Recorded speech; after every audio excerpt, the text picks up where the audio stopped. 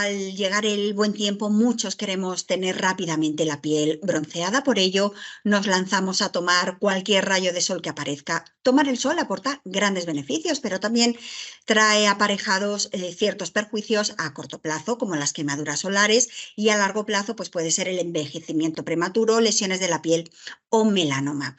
Hablamos de los beneficios del sol, pero también de los perjuicios, en este caso de las quemaduras solares, y lo hablamos todo ello con la doctora Magdalena Mejías. Ella es gerente del Departamento Médico de Laboratorios GEL España. Hola, doctora, ¿qué tal? Hola, Laura, ¿qué tal? ¿Cómo estás?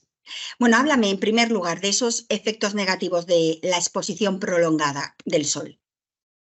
Mira, para entender esto hay que saber que la radiación solar es una radiación compleja que está formada por radiación del espectro visible, o sea, lo que vemos, por eso vemos la radiación del sol, pero también por una radiación invisible del espectro infrarrojo por debajo del rojo y del ultravioleta por encima del violeta. Para hablar de los efectos negativos de la exposición solar nos interesan las radiaciones ultravioleta, de las que a su vez podemos encontrar tres tipos distintos en la radiación solar. Los rayos ultravioleta A, lo que llamamos comúnmente UVA por UVA, los ultravioleta B y los C. Los C son los más peligrosos con mucho, lo que pasa es que son filtrados casi por completo por la capa de ozono, por lo que en condiciones normales nos llega muy poca radiación de este tipo. Así que de quienes nos tenemos que preocupar es de los UVA, de los UVA y de los UVB, de los VB. Los primeros, los A, contribuyen al 10-20% del daño que puede llegar a producir el sol. Son los responsables de la pigmentación, o sea, de ponernos morenos, pero también del fotoenvejecimiento y de la fotosensibilidad.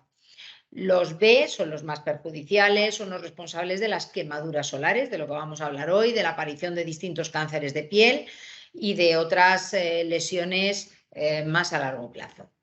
Entonces, centrándonos en el tema, ¿qué son las quemaduras solares? Mira, las quemaduras solares son una de las posibles lesiones que se pueden producir en la piel por exposición al sol. Se trata de una lesión aguda, es decir, aparece rápidamente a las pocas horas de la exposición solar, a diferencia de las lesiones crónicas o acumulativas que pueden aparecer incluso años después de haber tomado el sol, y dentro de ese grupo estaría el fotoenvejecimiento, los melanomas que has mencionado al principio, etcétera. Centrándonos en las quemaduras solares.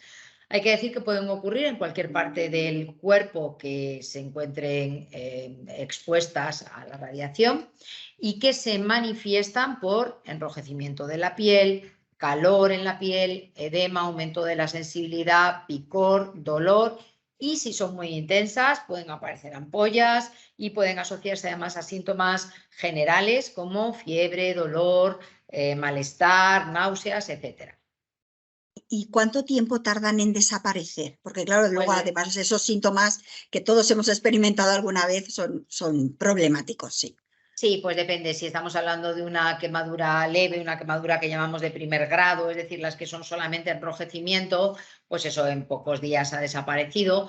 Si la lesión ya es más profunda, de la que tiene ampollas o alguno de los síntomas que hemos comentado, pues puede tardar hasta semanas en curar, en desaparecer por completo. Entonces, ¿qué tipo de quemaduras nos deben de poner en aviso de que la quemadura que tenemos es grave? Pues mira, si es extensa, si aparecen síntomas como los días que ya hemos mencionado en cuanto a fiebre, cefalea, náuseas, etcétera, cuando aparecen en la piel ampollas u otras lesiones como úlceras, focos de infección, etcétera. Resumiendo, cualquier cosa que vaya más allá de un enrojecimiento de la piel se debe considerar de mayor importancia y tenemos que consultar con el médico para que ponga el tratamiento más adecuado. Vale. No queremos quemarnos.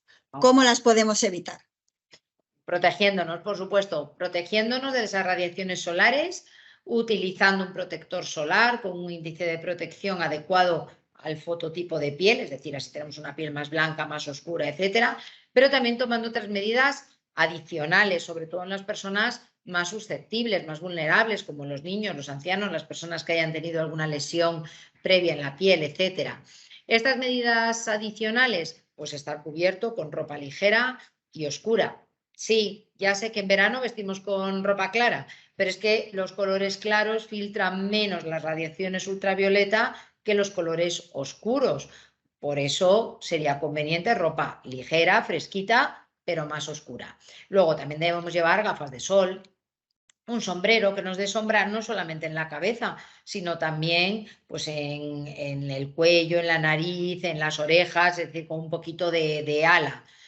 Y resguardarnos de la sombra, perdón, resguardarnos en la sombra, sobre todo en las horas centrales del día. Las peores horas de 12 a 16 horas.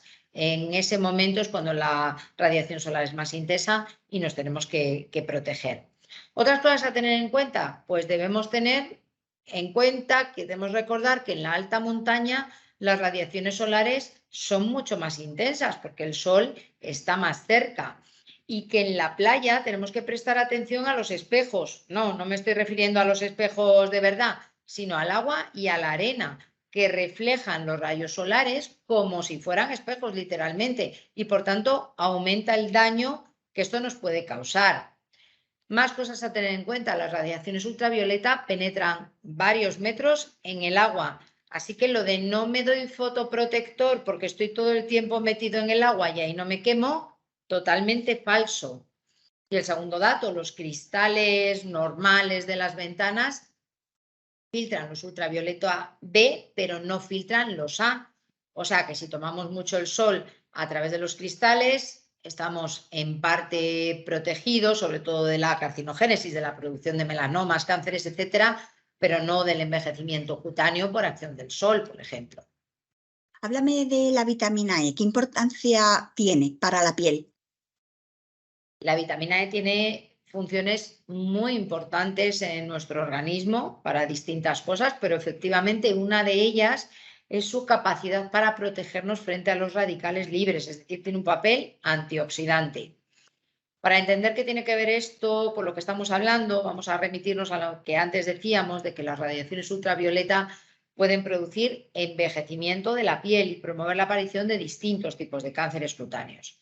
Ambos procesos se producen porque las radiaciones solares aumentan en las células de la piel la producción de radicales libres de sustancias oxidantes y esto genera unos cambios en estas células que a la larga se va a manifestar en el mejor de los casos como envejecimiento en la piel, en el peor de los casos con la aparición pues, de cánceres, como decíamos antes.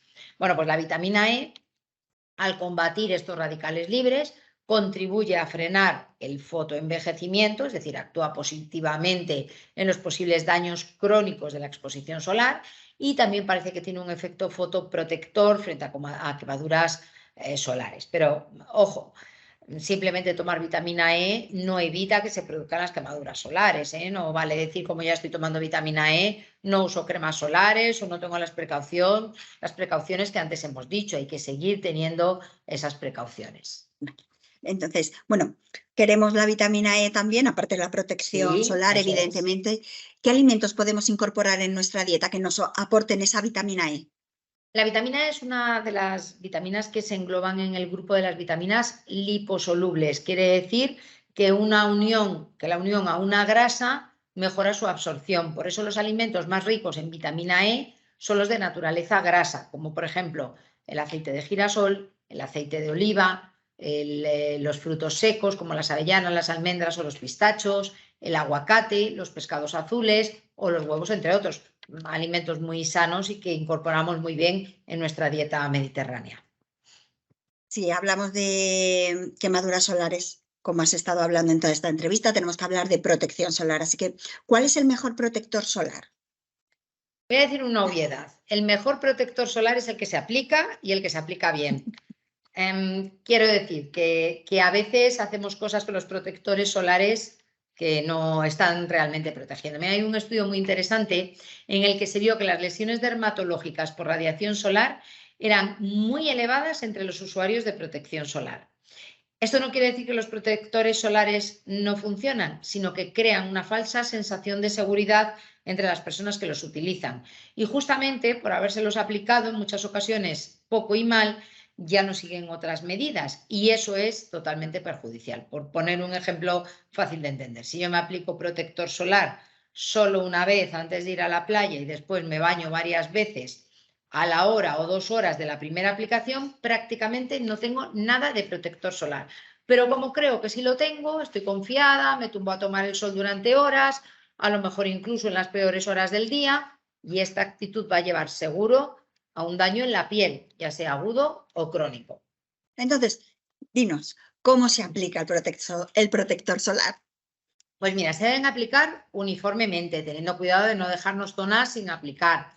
30 minutos antes de la exposición al sol, o sea, mejor en casa antes de salir a la playa, si vamos a la playa, a la montaña o lo que sea, que no cuando ya estemos en el lugar. Se deben aplicar con la piel seca, que no estemos recién bañados, y repetir esa aplicación cada 30 minutos, cada vez que salgamos del agua o si estamos sudando mucho también, porque eso también va a quitar ese protector solar. En cuanto al factor de protección solar, lo que aparece en los envases como SPF, el numerito que vemos, el 50, el 30, el 15, pues eso va a depender del fototipo de piel. Cuanto más blanca sea la piel, mayor tendrá que ser el índice. No se recomienda en casi ningún caso, por muy morenos que ya estemos, los SPF inferiores a 15. En cuanto a lo del fototipo, explicamos un poquito más. Existen 6 fototipos distintos. El 1 es el que corresponde a la piel que nunca se pigmenta y que puede sufrir intensas quemaduras, y el 6 sería el contrario, la piel que no se quema nunca y que tiene una pigmentación intensa. El más habitual en España es el número 3. Evidentemente encontramos todos los fototipos, pero bueno, para situarnos, ¿qué tenemos que tener en cuenta? Pues 30, un 50, dependiendo del fototipo.